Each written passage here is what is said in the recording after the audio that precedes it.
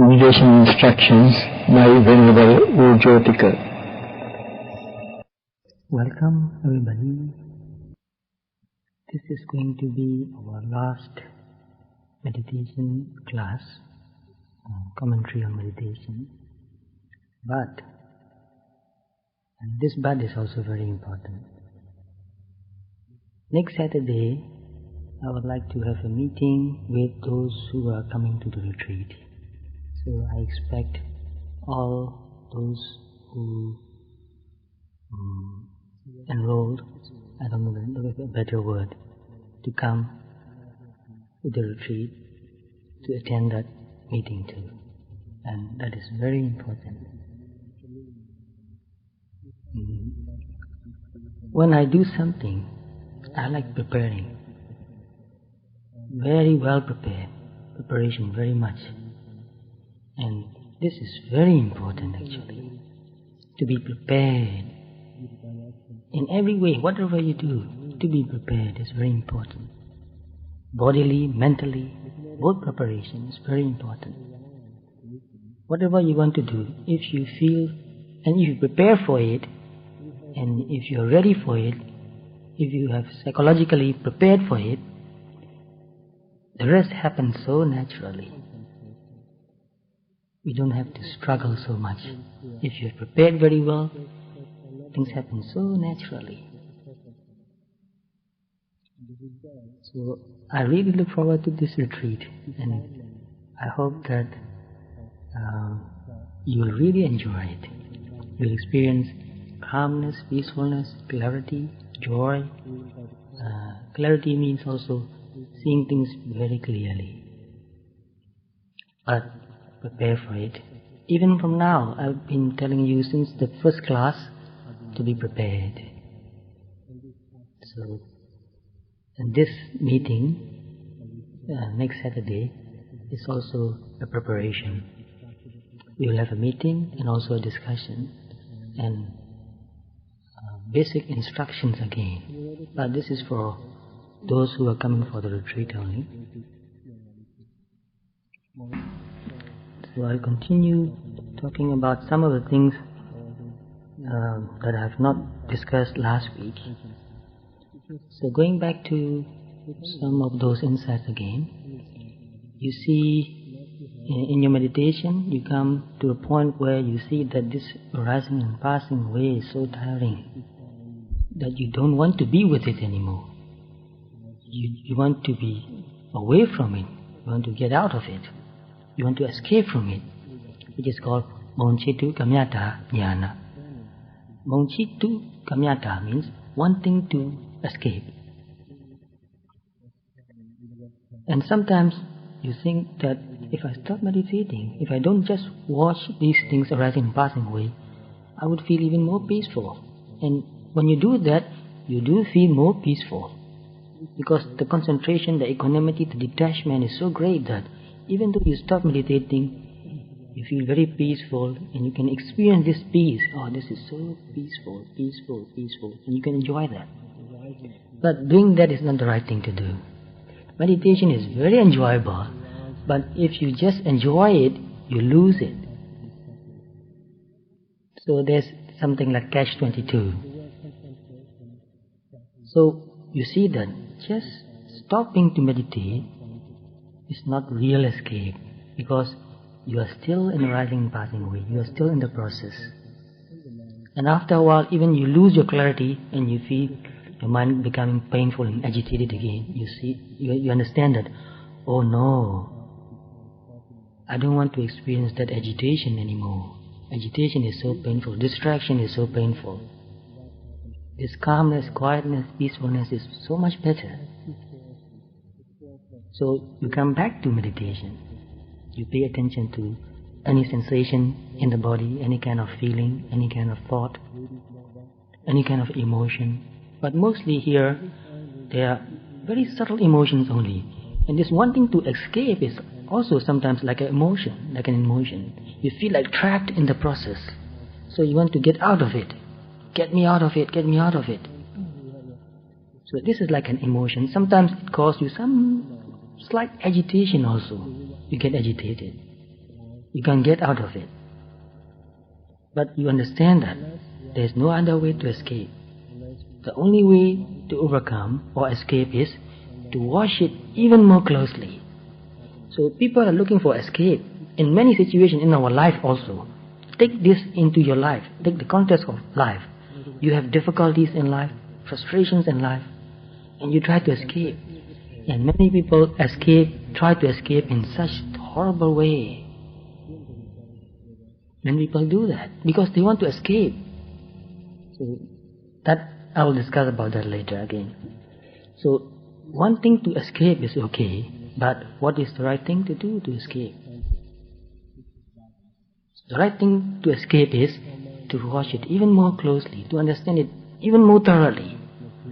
No matter what, even in your life, any kind of situation which is painful, if you want to escape, or if you want to overcome that painful situation, the best way to escape is to pay more attention, to study it more thoroughly, to understand it in every detail completely. So, complete understanding is the only way to overcome. There's no other way better than that. No matter what the situation is, meditation or other worldly situation. So this is the right attitude. Once you get in meditation, once you get to this point and understand that the only way to overcome any painful situation is to pay more attention to it, to understand it even more deeply, more completely, more thoroughly.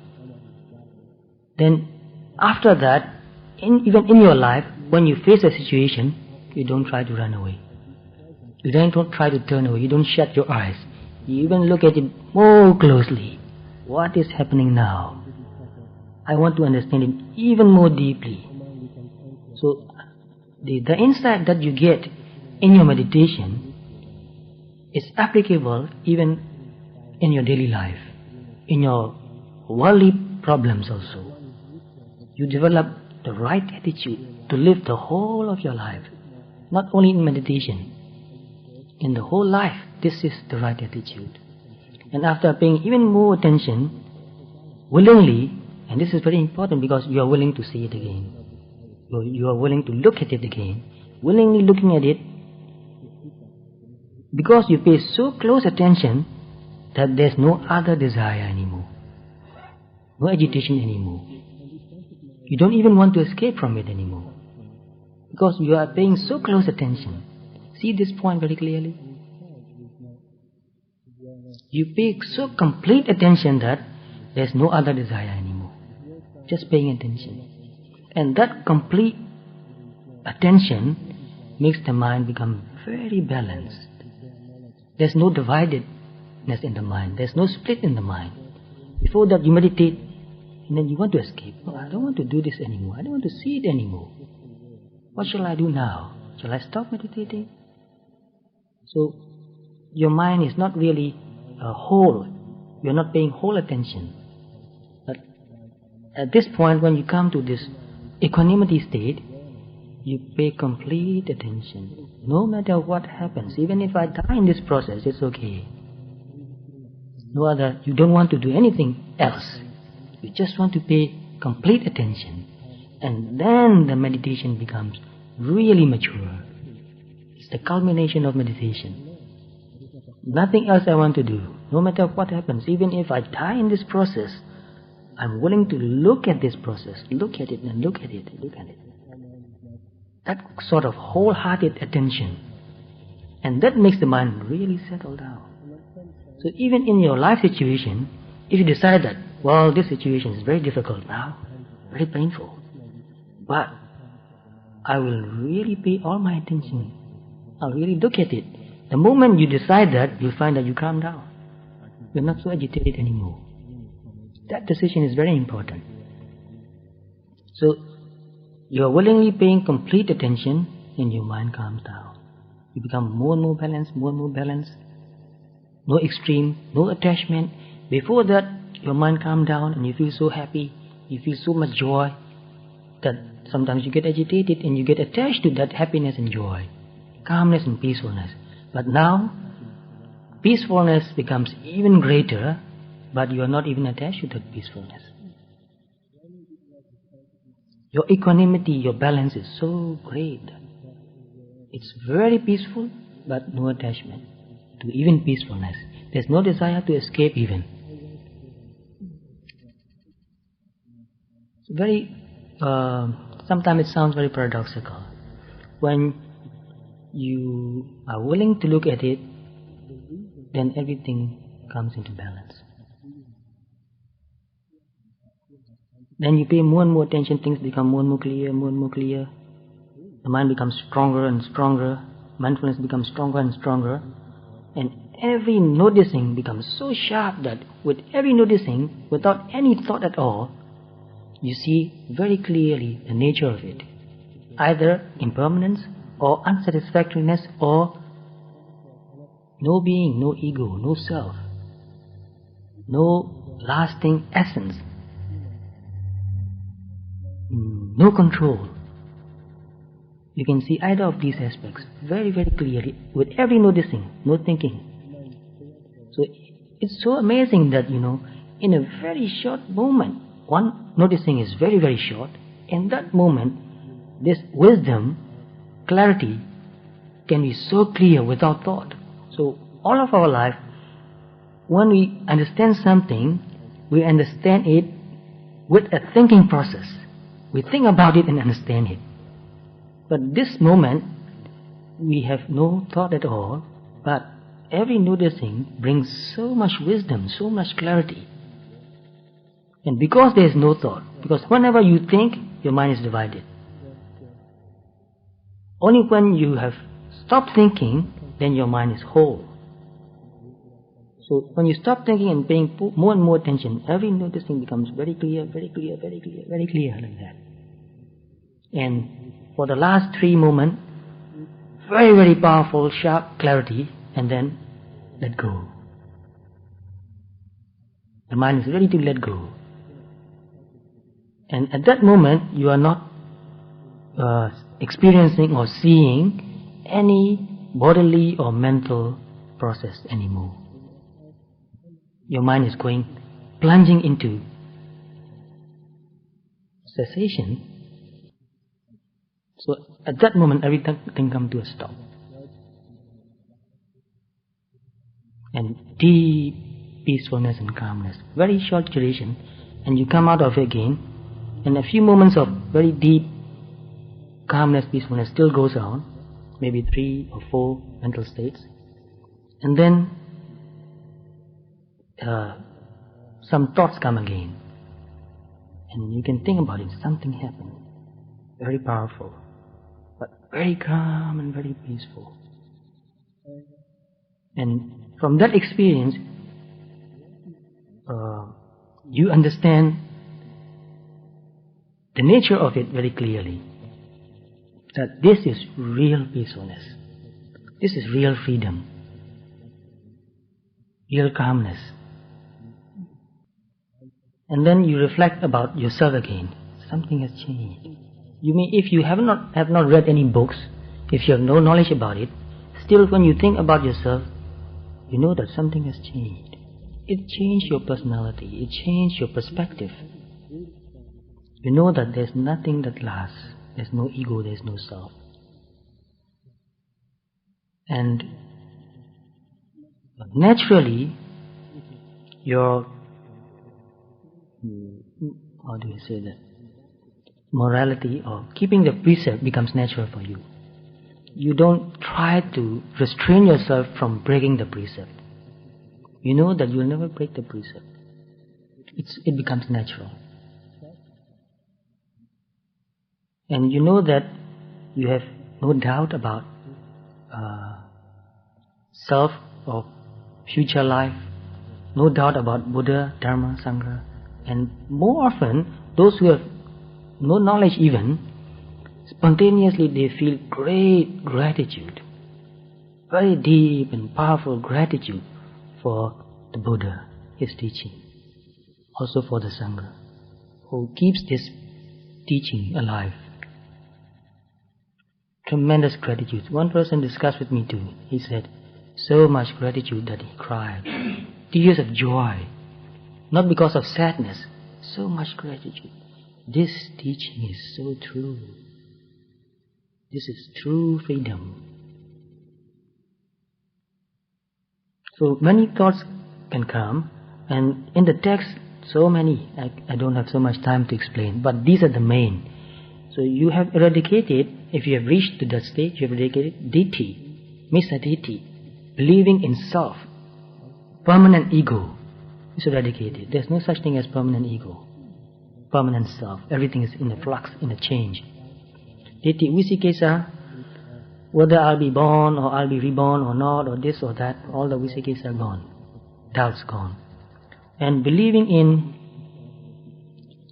other kind of practices which does not have this Eightfold Noble characters, noble path characters. Believing in any kind of samatha even. Some people believe that if you practice samatha, you get absorbed into some state, and that is freedom, that is liberation, that is Nibbana. But when you have experienced this, you can understand that there is no other way to be liberated. The only way to become liberated is to wash this bodily and mental process through and through. There is no other way for liberation. And to be able to wash this bodily and mental process, you need to purify your conduct. Keep your sila very pure. You need to concentrate your mind on some object, which is the body and mind, or any other object as a foundation, like breath or whatever. Calm down your mind, make it become very clear, pure. So purification of mind, purification of thought, any way you want to understand it. And also, just by watching this body and mental process, you purify yourself more and more. Purification of views, purification of whether this is a path or not. So by purifying, you become liberated. There's no other way. So if we want to be free, we want to purify ourselves. So you understand that this is the only way to liberation. So Ditthi Visikilabda Paramanda, Aisa Machariya. Aisa means jealousy or envy. You have overcome that too. Which means that you are willing to share whatever you have with others. And you are not envious also. If you have something extra and somebody else needs that, you can willingly give it away. If you really need it, take it. You are very happy to give it away. But that doesn't mean that you will give away everything you have. If somebody really needs it badly, you are willing to share that with that person. And when somebody is doing well, happy, you are not jealous. I don't know exactly the word jealous and envy, its exact meaning, but what it means is that these days especially, and always I think, when somebody else is doing well and you are not, how do you feel? You don't feel happy. Oh, if I were in that place, if I get that instead of he or she getting that. We think in that way. But when you have become enlightened, you never think like that.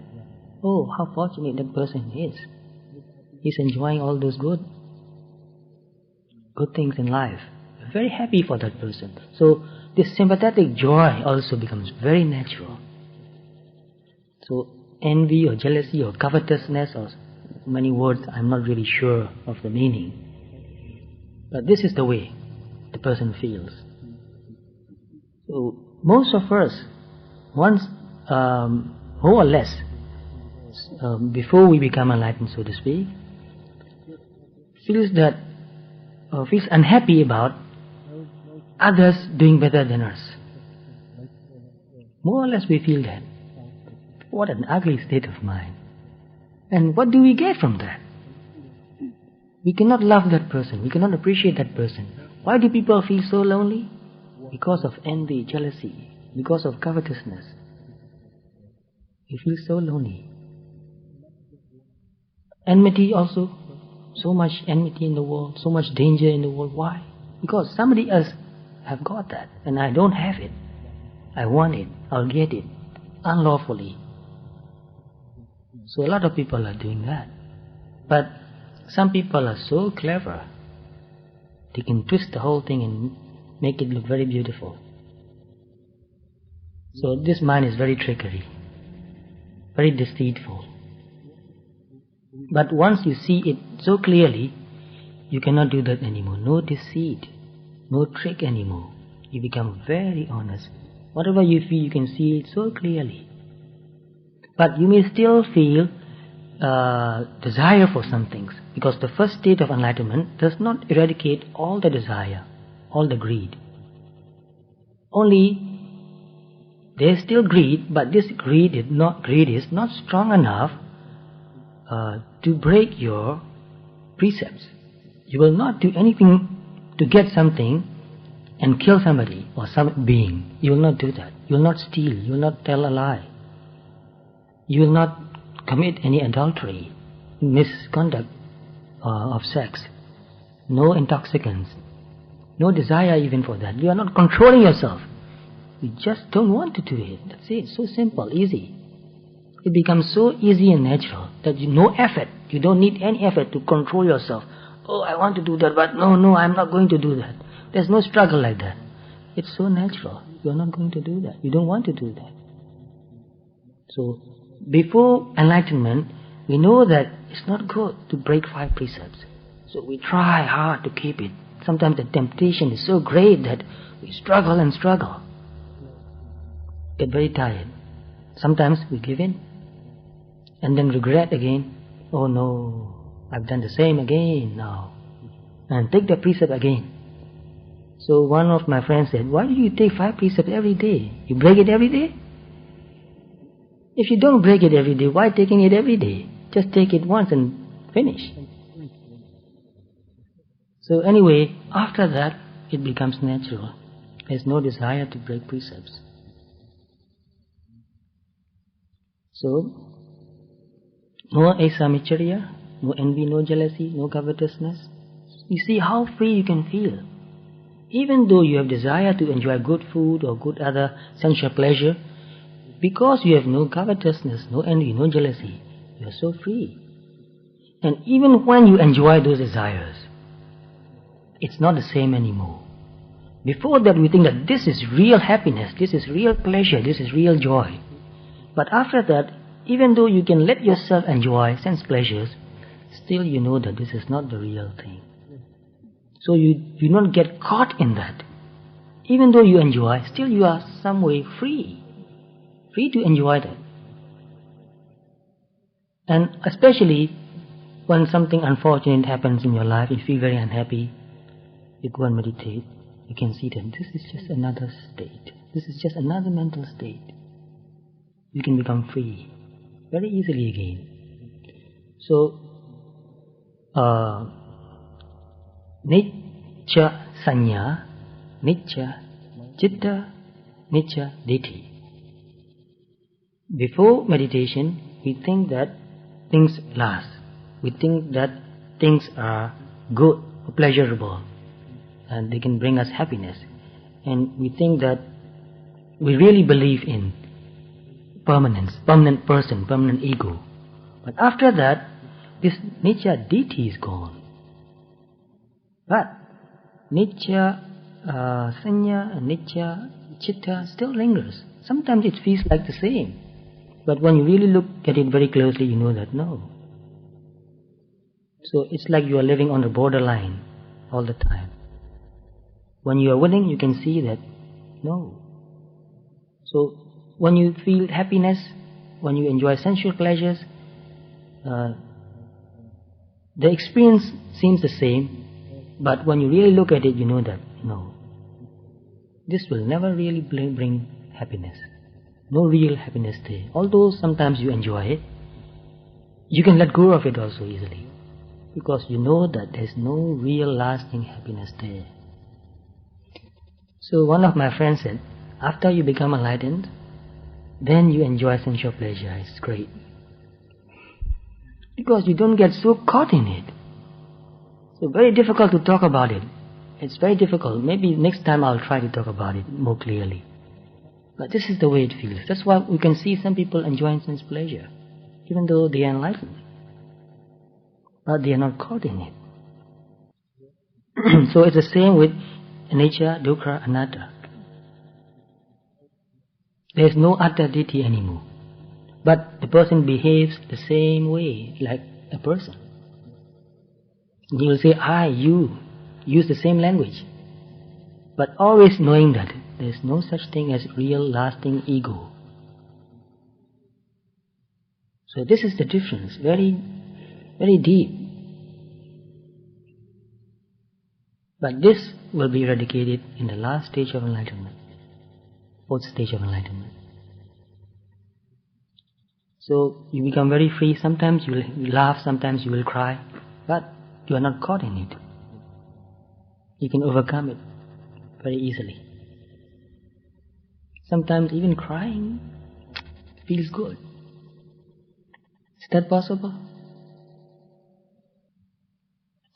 Well, anyway, when you come across that, you will understand it. Very hard to talk about these things.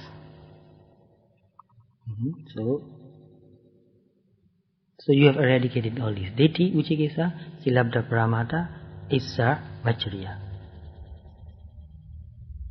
You don't want anything from another person unlawfully. If you have something extra, you want to share that with another person too. Very generous. But no wasting. You don't go and throw away everything you have on the street. No. If you know that somebody really needs it, you will give it. And the second stage of enlightenment, I have to talk about another thing.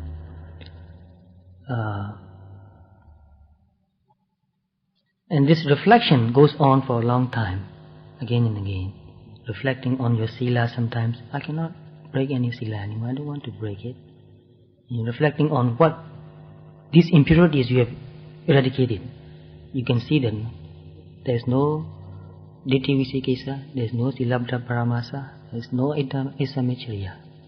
You can see that. But you can also see what's left. You can also see that I can still enjoy. I still have the craving for sense pleasure. I can still get upset. But even though you have craving, you will not break any precept. Even though you get angry, you will not go and kill. So your anger or your craving is not strong enough to harm another being or even yourself. And Buddha, Dharma, Sangha, the more you reflect on that, the more you feel gratitude. So very hard to explain the feeling. So here it is mentioned that sometimes people reflect on only one aspect. So not necessarily all. Some people reflect on one aspect of the experience only. Like the moment when the mind becomes free. Or the nature of that freedom. It is so free. There's no rising, there's no passing away. There's total silence, there's total quietness. So this is like thinking about Nibbana again. That moment, the person has experienced Nibbana. And what is Nibbana? How do you talk about it? There's no arising, there's no passing away. There's no mental process, there's no physical process. I mean, you are not experiencing any mental process. You are not experiencing any physical process. You are not even thinking, oh, this is so peaceful. Because at that moment you cannot think about anything. The mind becomes very quiet and peaceful and experience that peacefulness without even thinking about it. Only later you can think about it. So what is the nature of Nibbana? Is it non-existent? It is not non-existent. It is not nothingness. Because if it were nothingness, then anybody can experience Nibbana any moment. Just think of nothingness and feel free. You cannot do that. Because when you think of nothingness, there's a thinking there. But when you are experiencing Nibbana, there's no thinking at all. No thinking even of Nibbana at all. So what is the nature of Nibbana? In most texts, the simile is a flame which has gone out. A flame burning. And when it went out, what is left? Not nothingness. Or another example, well, I'll make a sound.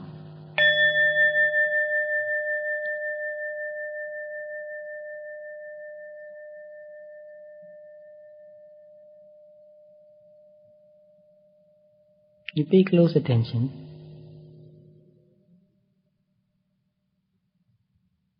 Now there's no sound anymore. What is there?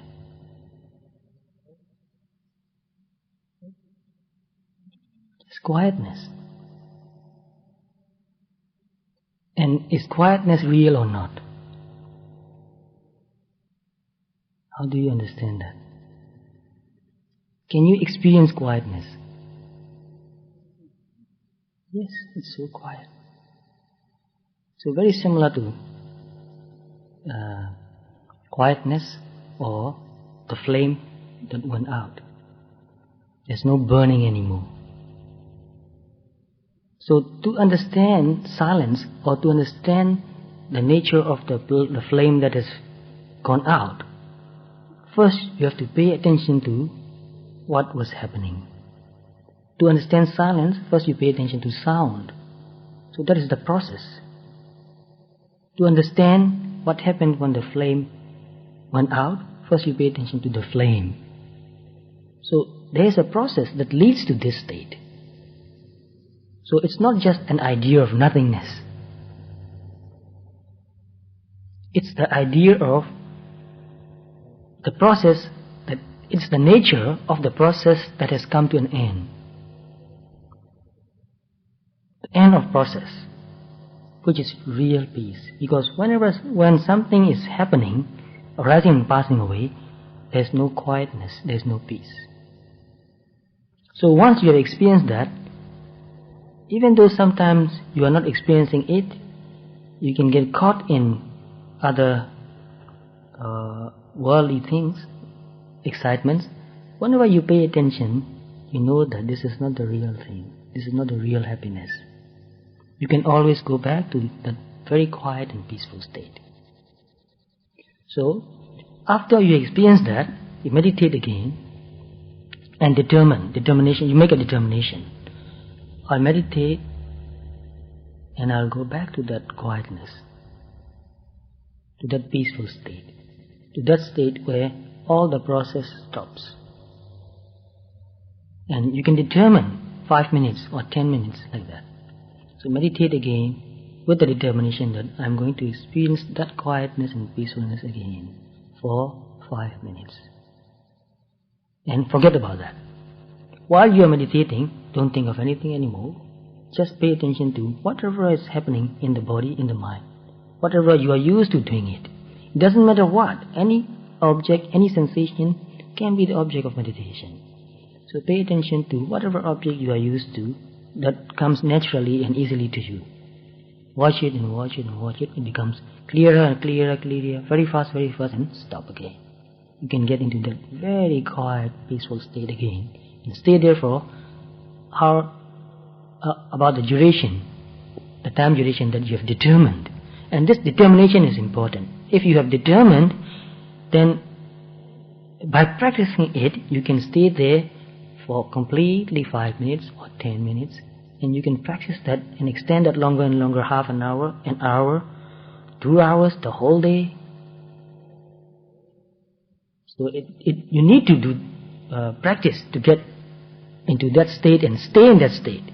If you don't practice regularly, sometimes you might find it very hard to go there again. And even though you practice and go into that state, if you don't determine how long you will stay there, your mind will come out again and again. Get in and come out, get in and come out, get in and come out. It can happen like that all the time. But if you want to stay there for a long time, you have to make a determination. So you meditate and then you determine that I'll get into that state again for 5 minutes. But if any danger should happen, I'll come out of it. So this is a kind of suggestion also. So when you are deep inside there, if any danger happens, spontaneously you will come out of it and deal with the situation. But if you don't determine like that, you might not be able to come out of it. So in the text, there are many detailed instructions given. This is what you should do. This is what you should do. So the right way to determine, the right way to meditate, and put the requirements also when you want to come out of it. Sometimes you have to determine, if my teacher calls me, I'll wake up. So any kind of determination necessary, if you need to do, you have to do that. And then keep it, practicing it. Even an arhat sometimes find it very difficult to get into that state, if he has anything to worry about. So there's a story about two monks, one a very old teacher, one a very young monk. Both had attained enlightenment. They went to a monastery, and the teacher, because of his seniority, he got a very nice place to stay.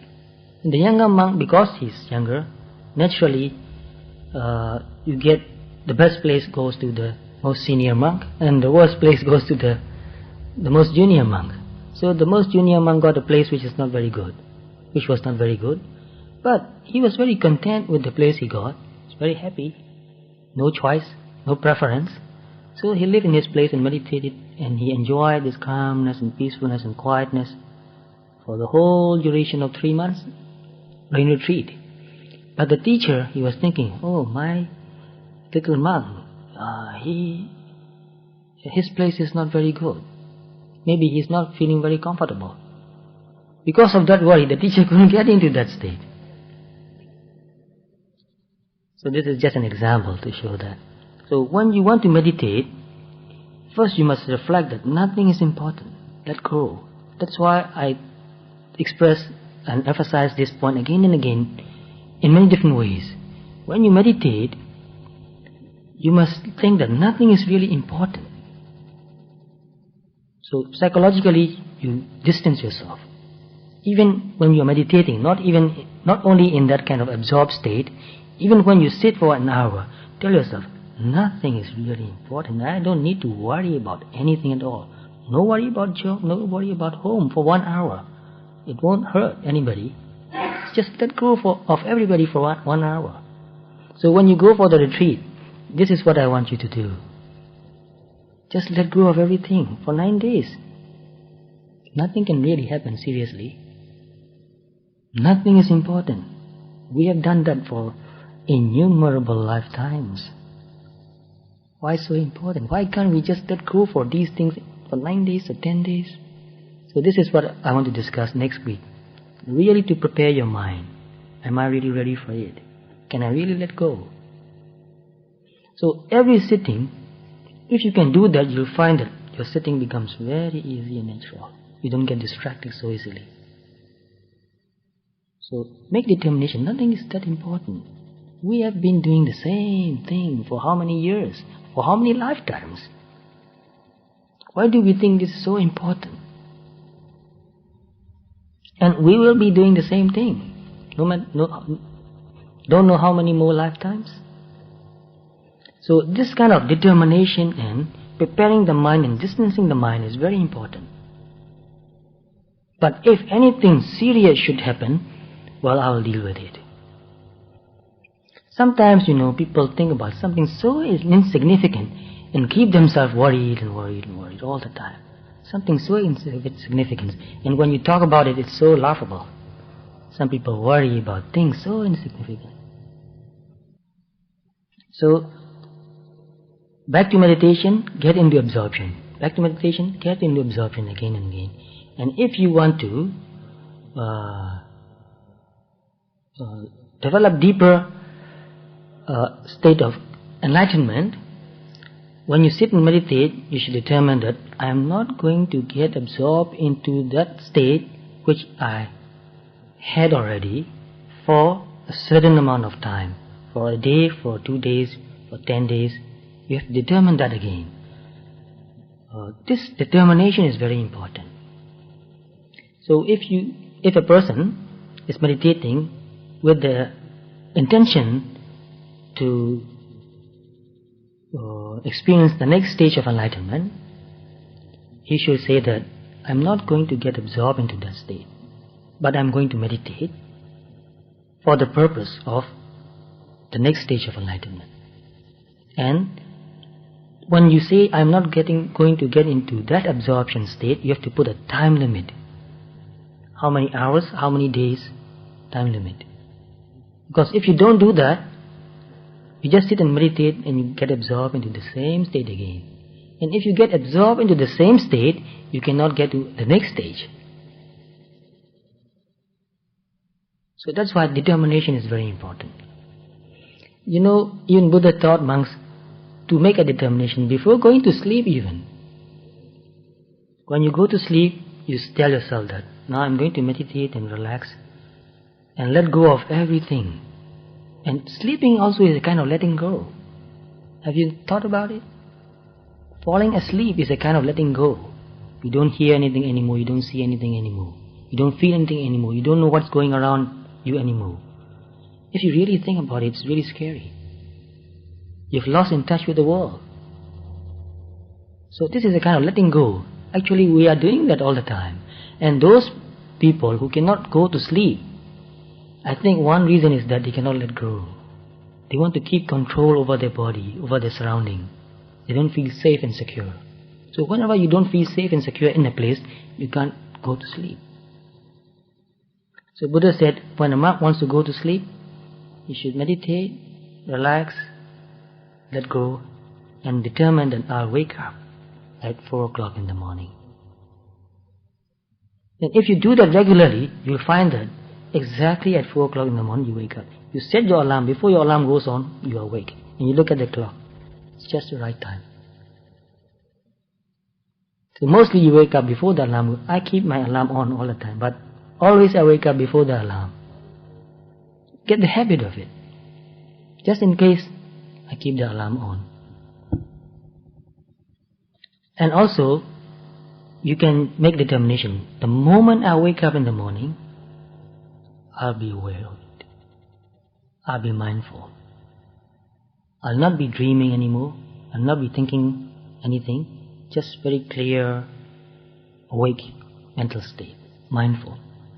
Which means the moment you wake up, your meditation is there. You're meditating from the moment you wake up. You can determine that. If it doesn't happen today, keep doing that, keep determining, and it will happen.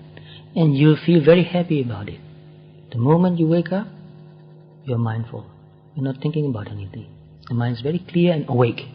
No drowsiness anymore. So most people, they wake up and they still feel sleepy and sleepy and sleepy. This is not a good way to wake up. So determination is very important. If you determine like that wholeheartedly, your mind obeys that.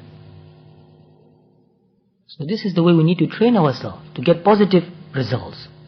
We can do that. In many ways, we can train our mind to get positive results. So this is just as an additional knowledge for you. So the person meditates again and determine that for a certain amount of time, I'm not going to get absorbed in that first enlightenment absorption. But I intend to go further to get to second stage of enlightenment. Meditate. But if you cannot get to that state for that time period, it's okay. You can still get absorbed into the absorption state which you already achieved. And for a few hours or for a few days you can do that again. And then after that, go back practicing. Why do you need to enjoy that? Why do people enjoy that? I don't know, it's so natural. Because it's so peaceful. Paying attention to all these things, although it is useful, it's a kind of burden. So let go of everything and go into this quiet, peaceful space. It's very restful. So kilesetu suesu ditti vichikesa patama jnana vijja. So among the kilesas, Ditti and Vichikesha, doubt and wrong view, Patama Jnana Vajja means eradicated by the first enlightenment. Doso Tatiya Jnana Vajjo, anger is eradicated by third state of enlightenment. Second state of enlightenment doesn't eradicate anything, only weakens whatever is left, make them weaker. And if you notice that in the third stage of enlightenment, only existence is still there. No sense pleasure, no desire for sense pleasure, but still desire for very peaceful, very pure, very blissful existence. Still there. That's why we don't consider that the third stage of enlightenment eradicates all craving. Because this is also a kind of craving. See how subtle it could be. So this last craving, desire for this peaceful, pure, blissful state of life, is eradicated by the fourth enlightenment. Because there is still some sort of desire, it shows us there is still some sort of delusion there. Some kind of delusion is still there. With any kind of desire, no matter how small, there is delusion. So that's why total delusion is eradicated totally only by the fourth stage of enlightenment. But even from the first stage of enlightenment, certain aspect of delusion is eradicated. Only very subtle delusion is left. So that's why in the fourth stage of enlightenment, total lobha, even lobha for this peaceful, blissful, pure state of life, even lobha for that is eradicated in the fourth. And moha, which means delusion, or avijja, which means ignorance, is totally eradicated by the fourth stage of enlightenment. Mana, what does that mean? Not comparing with another person, not being proud, not being conceited, but being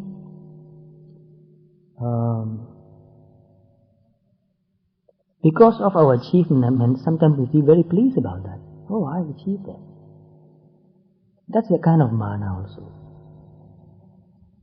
Not comparing with another person, but just being very pleased about what you have done. Even that is eradicated in the first stage of enlightenment. Just imagine how that person can be, how free that mind state can be. Totally free. So that's why mana, totally eradicated in the fourth stage of enlightenment. Tina medra, drowsiness, totally eradicated by the fourth only. So that means before that state, that person can still feel drowsy. So that means an arhat who has attained the fourth stage of enlightenment does not feel drowsy. He can stay awake a long time, many days even if he wants to.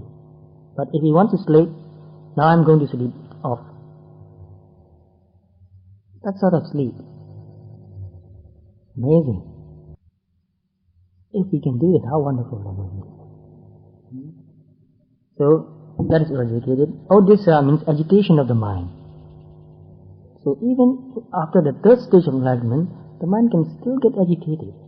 But after the fourth stage of enlightenment, no agitation anymore. Total calmness and total mindfulness. So even after the third stage of enlightenment, that person is not 100% mindful. So the 100% complete mindfulness happens after the fourth stage of enlightenment. And ahirika, anotapa, shamelessness and fearlessness, which after third stage of enlightenment, because there still is some mana, some sort of pride, because there still is some sort of greed, according to Abhidharma, it means that that person still is not ashamed of that. Still taking pride in one's achievement. So this word shame is not the same as normally what people mean in the daily life. So when you meditate, you can understand that. When something happens in your mind, you can see that as unwholesome, you feel shame of that. Not because somebody else found that out. You know that, no, this is not beautiful. So mostly we don't see that, we don't experience that. But only after the fourth stage of enlightenment, this person overcome all these things. So still we are very shameless. And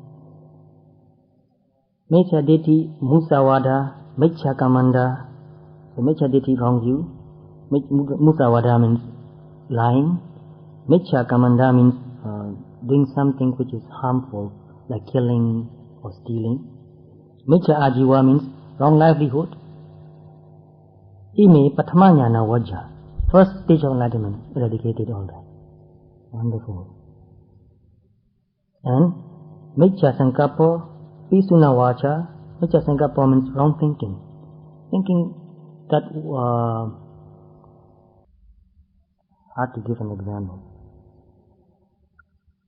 Pisuna vacha means making people fight.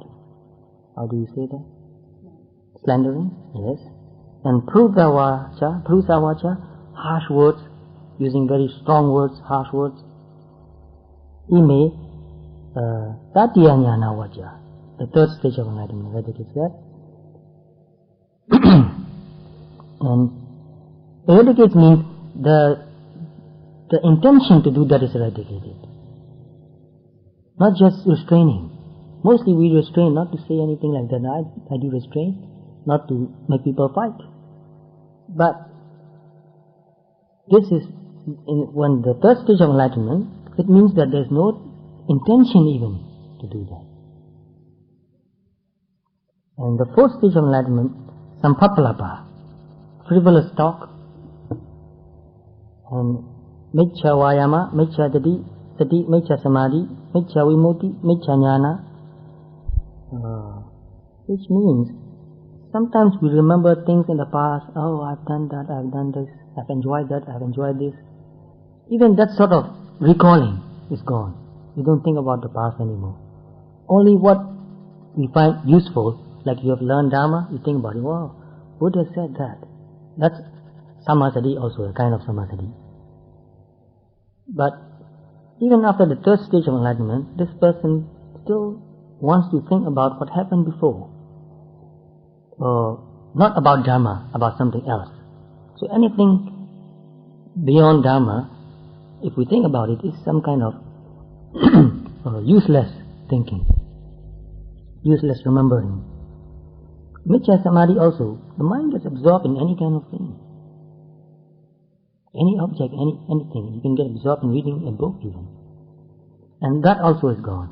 The mind does not get absorbed in anything useless. Miccha vimutti, sometimes people experience blissful state in the meditation, but which is not really a liberated state, but they believe that this is a liberated state. This is miccha vimutti. And when a person has become really liberated, he knows that those are gone. Those are not true liberation. Now miccha jnana means people are very clever in doing something terrible. They can plan for it so well, very cleverly, very intelligently in some ways. And you can think of those examples. People can plan for those things using a lot of intelligence. And that is called miccha jnana, wrong wisdom or wrong intelligence. That also is eradicated by the fourth, satutta jnana vajjani. So it goes and goes on and on like that. What is eradicated in which state? Many. So I don't think we have that much time for that. And also, it's very interesting to know all these things. But my emphasis is just to the first stage of enlightenment. Because that's what we can expect. Beyond that is very difficult. So although it's very interesting, I emphasize more on just the first stage. But most teachers said, don't stop there, go on, keep going. But I know very few people keep going. They feel so contented there that they just enjoy it. So Nibbana is not a place. Nibbana is not even a mental state. And when a person reached the fourth stage of enlightenment, and that person has done his pre-Nibbana, which means pass away completely, he doesn't exist anywhere. So in many books I read that some people are saying that even after that an Arhat enjoys that and stays in a blissful state forever. Do you know why they say that?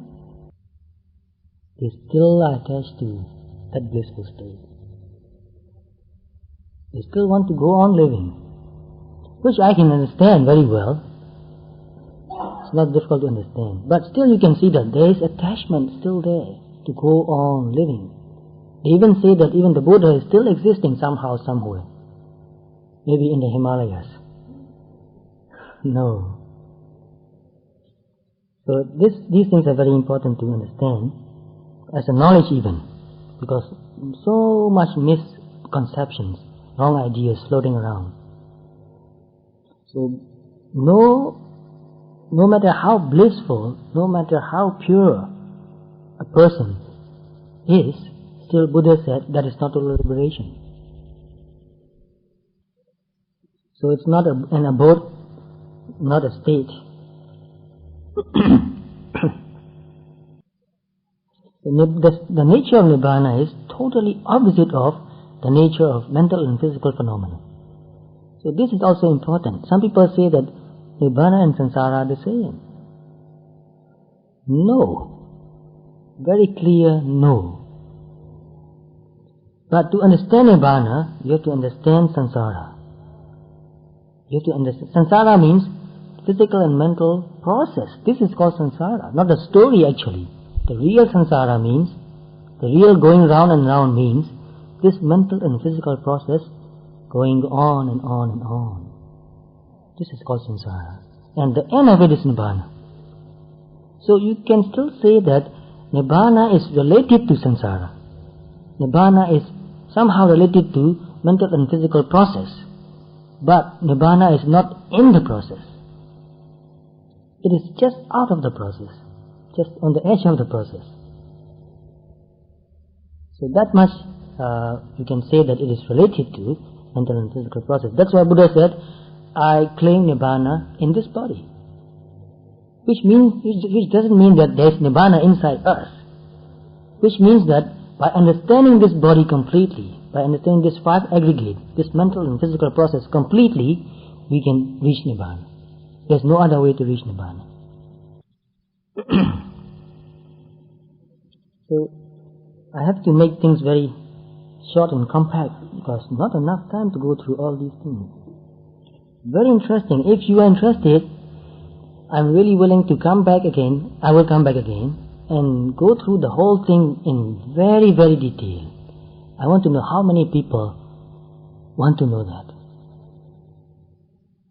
Twice a week for 3 months?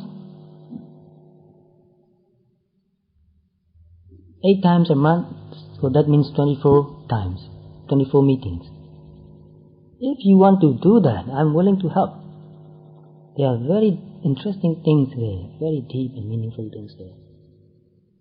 It's a mine of gem, big mine. Well, when I'm alone and thinking and reading and sometimes just trying to tune my mind into some kind of state, I have so much to talk. I want to talk about these things, let people know. Why? Because so much wrong ideas floating around. I want to clear that, no, this is true, this is not true. This is what the Buddha taught, this is not what the Buddha taught. Somebody is making up.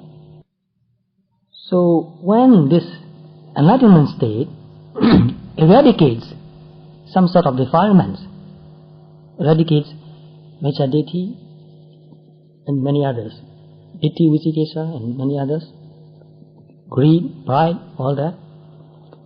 When we say that this enlightenment state eradicates those defilements, what do we mean? Can we eradicate those defilements which happened before? Defilements, I mean. We cannot, because it has happened already. Because it's in the past. Can we eradicate those defilements happening now? We can think that it can be possible, yes. But do you think that it will stay if we don't eradicate that? Whatever happens, let's say you get angry now. What can you do about it? And anger, moment to moment, one mental state is one anger actually. And because it goes on very fast, we think like a big anger. There's no such thing as big anger. Small angers put together. high energy anger. When it happens, in this brief moment, it will go away by itself. It will never stay. You cannot say anger, stay. It will go away. You don't need to eradicate that anger which is happening now. Let's say a sound is the same as anger. Any natural process is the same in the sense that it arises and passes away. So, it's gone. You don't need to eradicate that sound. It will go away. So when we say that this enlightenment state eradicates these defilements, it doesn't mean that it eradicates the present defilements which is happening now. So does that mean that it eradicates the defilements in the future? You don't know what defilements will happen when in the future, because it has not happened. So we cannot eradicate which has not happened. Which means that enlightenment state does not eradicate the past defilements, it does not eradicate the present defilement, it does not eradicate the future defilement. Got confused? It eradicates the potential. Understand that? Very clear, very clear. It eradicates the potential.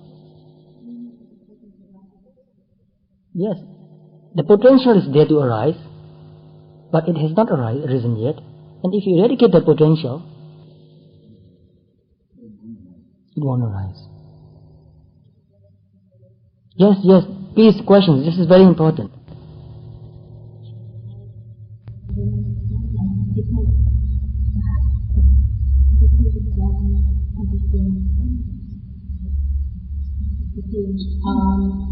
Even the time related to it is that this way we are now is a process.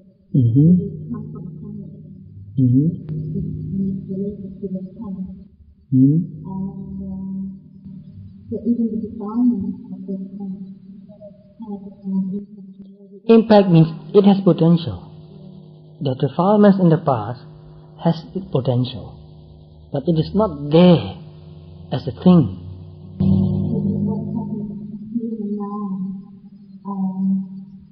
With the insight that has been gained into it, do it then not eradicate the past defilement, or because of the past defilements we are here now? Because of the past defilements, because of the past karma, we are here now, and this karma that we have somehow carrying, in what form are we carrying that karma? In what form are we carrying the defilements? As a potential only. This is something very subtle to understand. Only potential. Not real. It has not manifested. Think of a seed as a potential. The seed has the potential to become a big tree. So if you want to eradicate the tree, in the past, a tree has died, so you don't have to eradicate. And in the present, say if a tree is dying, just let it die. But in the future, it has not become a tree. If you want to destroy, just destroy the seed. You don't have to destroy the tree, you just destroy the seed. So it's like a seed, a potential. Can you definitely say that, like say now it's 12 minutes past 5, so to speak. Exactly an hour later, what kind of defilements will arise in your mind? Nobody can tell. Because it's not definitely sure. But there's the potential for anything to arise. Anything to arise. If you can destroy that potential, finish. But this potential is not in the past. And you cannot say that this potential is the present because it has not manifested. So this potential is something very hard to understand. It can manifest. So there's only the possibility, the potential. So that's why because the kilesa, the defilements, which the enlightenment state eradicates, and because of that we call that as a Nibbanic state, we cannot say that Nibbana is the past or the present or the future. Nibbana is timeless. It's beyond time.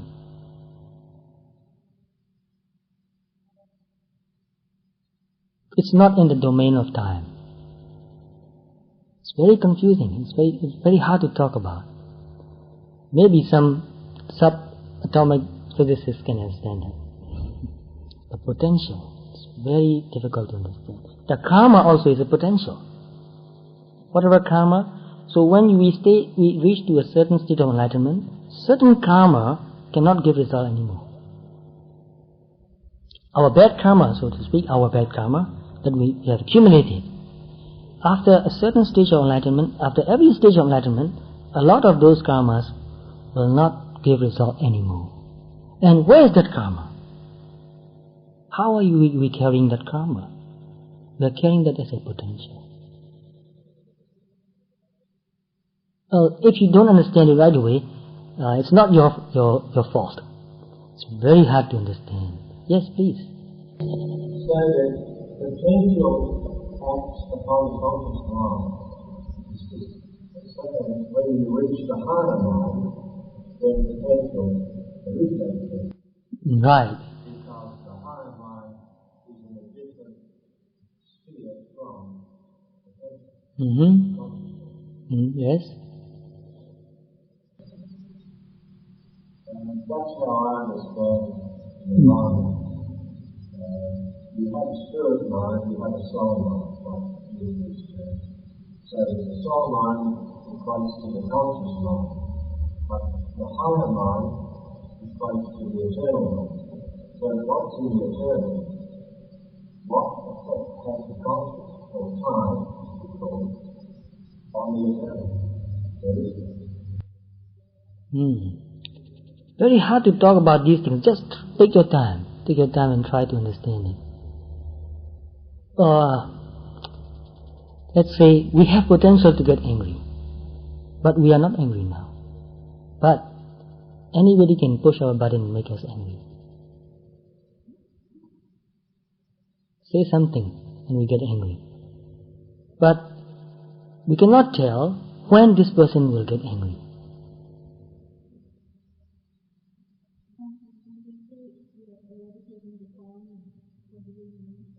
We are eradicating the potential for this defilement to manifest. We are eradicating the seed of the manifestation of defilements. It's okay. Take your time. This is not something you can understand in 1 minute. When you reach that state, no matter what, no matter how people educate you, you won't get angry.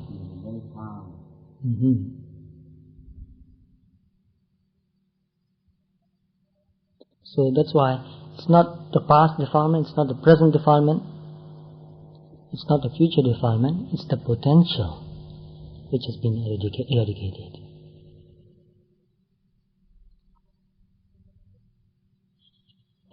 Even very learned monks sometimes couldn't understand it. It takes a long time to understand.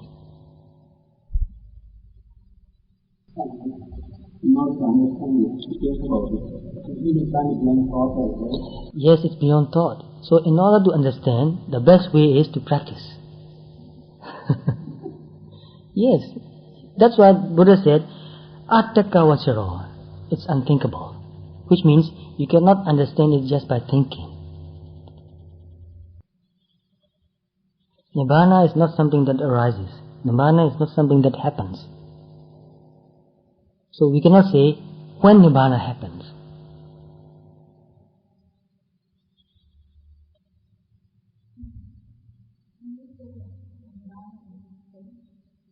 Nibbana is a reality which a person who has developed enough wisdom can experience. Depending on his clarity of wisdom. The more clear your wisdom becomes, the more clearly you experience it. That's why in the first stage of enlightenment, the experience of Nibbana is not the same as the second, third, fourth stage. But the nature of Nibbana is the same, but because of the purity of wisdom, you experience it differently. Like seeing. The more clear your eye becomes, the more clearly you see. Like a person has eye operation who has been blind, and the doctor makes an eye operation and he opens his eyes.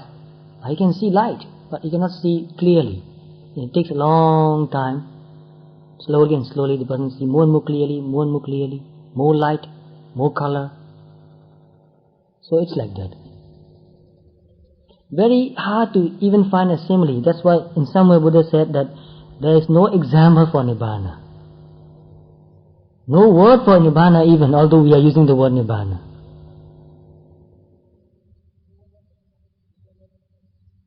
No word for Nibbana means no word can explain Nibbana. No language, no concept can really explain what it is. Actually, Nibbana means quenching.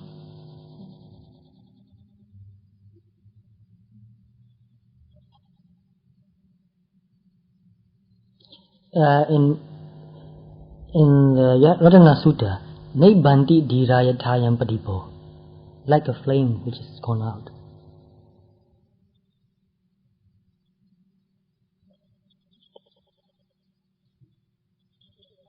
So, Niravana also, another meaning, means no craving,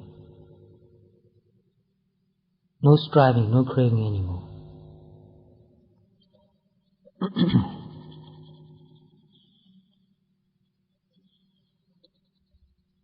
That will take another class to explain. So I think generally I have explained the process now, the process of meditation, and this is our last class.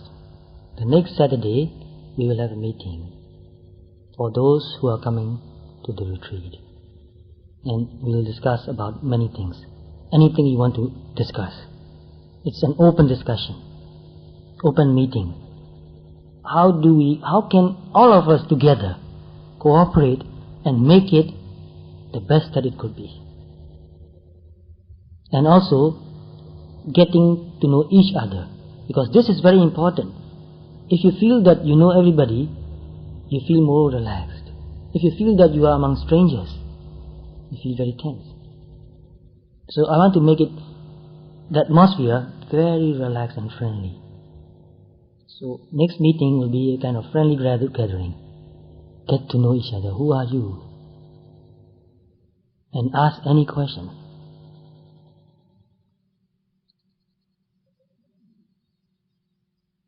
There's no end actually, but we have to stop somewhere.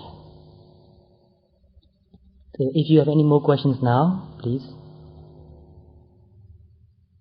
I'm sure there will be many more questions, but very difficult to answer some of the questions. Anyway, I'll try. Ask me. Yes, no? Why did maybe Sayadaw write that the documentation of the kind of doesn't know? They don't have the word for it, but they have the experience. So Buddha gave a Dhamma Sutta, a Dhamma Dasa Sutta, the mirror Sutta. Buddha said that a Sotapanna has these qualities. He has confidence in Buddha, Dhamma, Sangha. He will never break a precept. And if you feel that you have these qualities, you can tell yourself, I am a Sotapanna.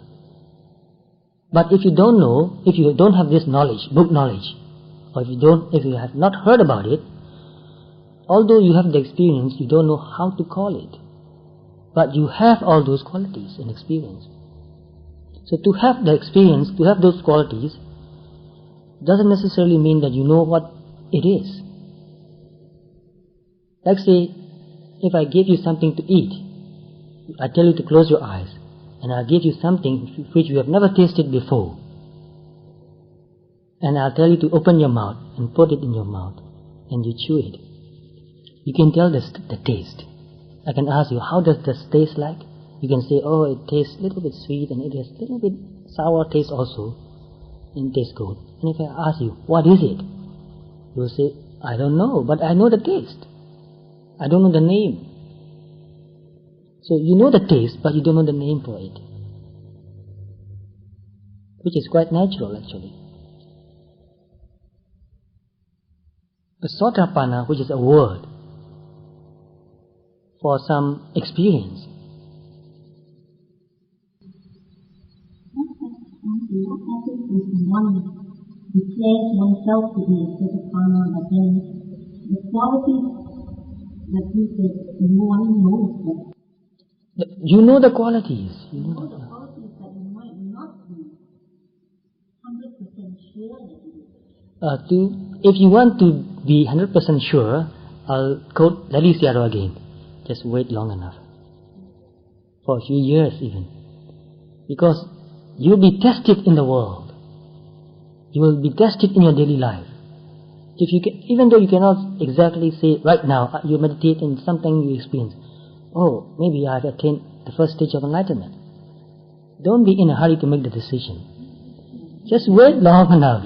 You'll be tested and you'll find out, oh no, I still have to meditate. Then it's arrogant, if one declares one is a Sotapanna. Right, that's arrogant, yes. Adimana. In Pali it is called Adimana.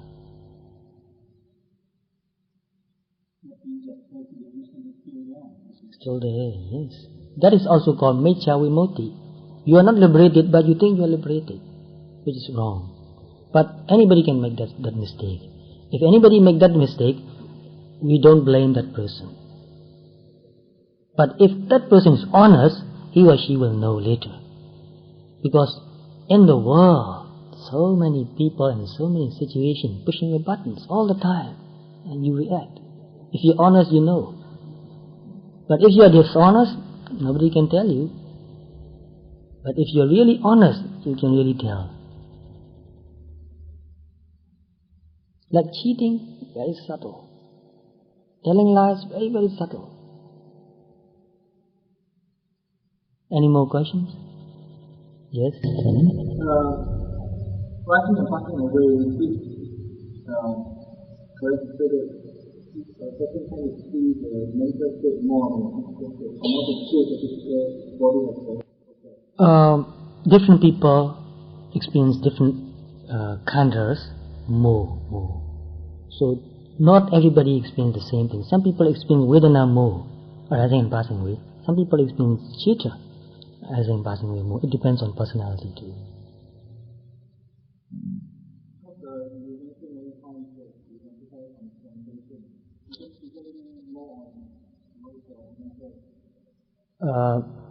I emphasize sensation more because for a beginner, that's where we begin.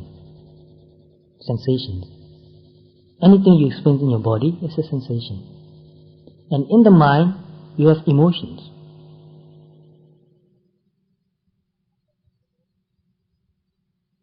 I emphasize more on sensation because for the beginners, that's where they begin. A beginner, it's very difficult to begin from thoughts, mental states.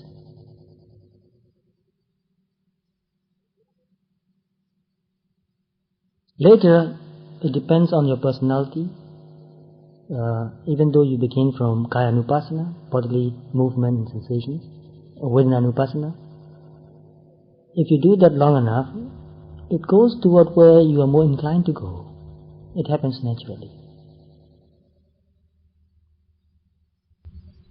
Yes? Anytime that emotions are also feeling beautiful, sometimes they always arise in the body.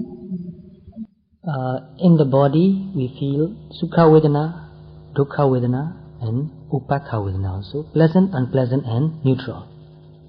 In our mind, we feel emotions, pleasant emotions, unpleasant emotions. And sometimes the two are related. When you feel pain in your body, you feel unpleasant emotion in your mind. You feel so much anguish. Oh no, this is so painful. So they are related. Not always necessarily, because if you are a good meditator, and not to say about arhants, even though their body is in pain, the mind is perfectly peaceful. So it depends on how you have trained your mind. It's a very good question. Yes? Uprooting of the good hatred is one of the necessary conditions. Uprooting of greed and hatred happens in the third stage of enlightenment. Uprooting of greed for worldly pleasure, but still greed for blissful life is still there. So greed for sensual pleasure is eradicated by the third stage of enlightenment, and anger or frustration, all totally eradicated by the third stage of enlightenment.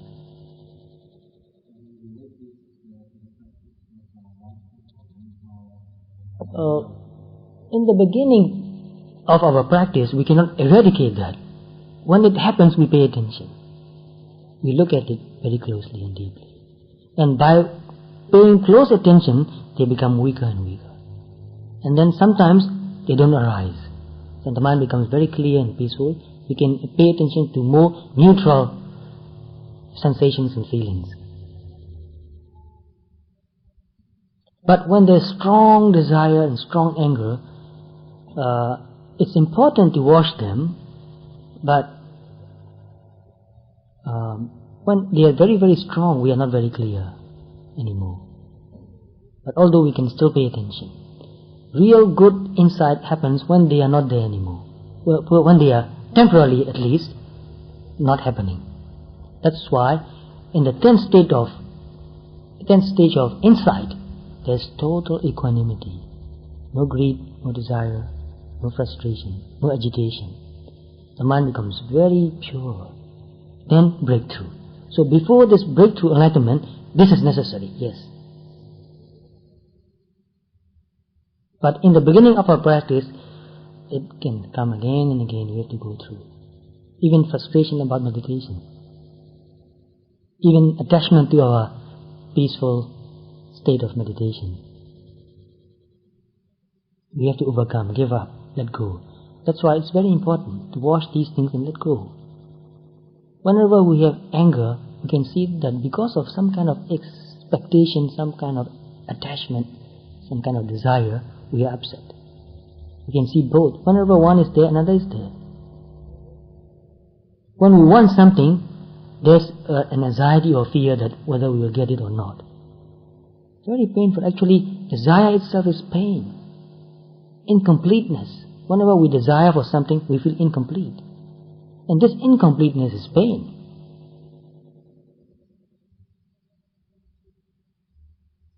So what you have asked is very important too, because in the 10th state of insight, nothing like that happens. No desire, no anger, no frustration. Totally clear and balanced.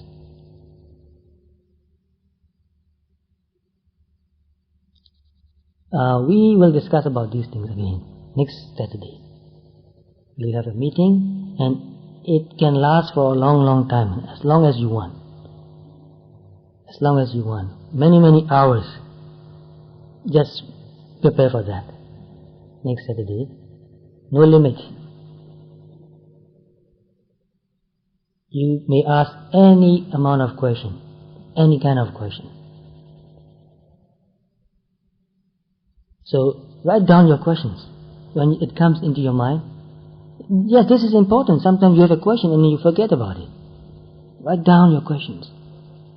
Get a clear answer. Because I tell you again and again, during the retreat, I may not have time to explain everything. I will only tell you what to do. That's all. Do this. I will not explain why. No time to explain why. Just tell you to do what to do. But you may still want to understand why. So before retreat, we will discuss about all these things and clear all that. So that we will be really ready to meditate. This is the way I work. When I want to do something, I prepare and prepare and prepare. And preparation, if you have done preparation, you have done half of your work already. Well prepared is half done. So, come prepared. Sit now. Prepare your body also. If you are not sitting now, then in the retreat to sit 1 hour, not easy. Your mind will get agitated. But if you sit now, every day, as much as possible, then you prepare also your mind, your muscles, your nerves even need to prepare. You can't expect them just to happen when you like it. Prepare your nerves, your muscles. Even a runner has to prepare. The muscles, the nerves, the energy. So meditate now, every day. This is actually a very exciting experience. It's very important. This is not something you do quite often. And only going to last for 9 days. If you are willing to do that for 100 days, come unprepared, it's okay. Come. No need to prepare, come over. Anybody can come and just sit and ask any question. But you are going to do that only for 9 days. Even 9 days minus 3 hours. Maybe 4 hours. In Burma, in many other countries, people go for retreat for 100 days. 100-day retreat. Many people do that. So then you have time. Now we have this 9 precious days. I don't want to waste a minute. So I'm trying to make it as best as it could. So, but I need all of you to participate in that.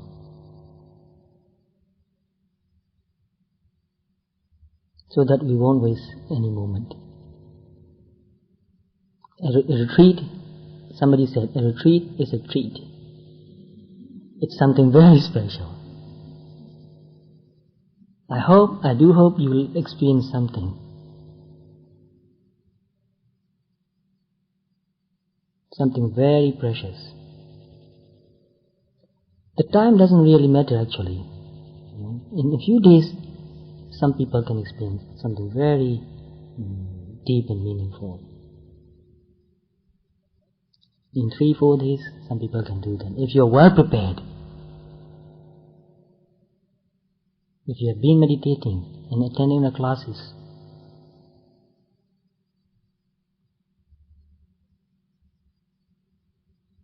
so more questions next week.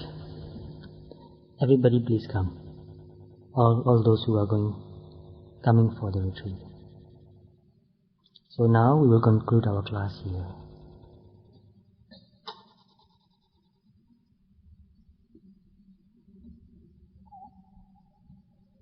So let's pay honor to the Buddha who is really worthy of honor. I honor the Buddha by the very practice which leads to liberation.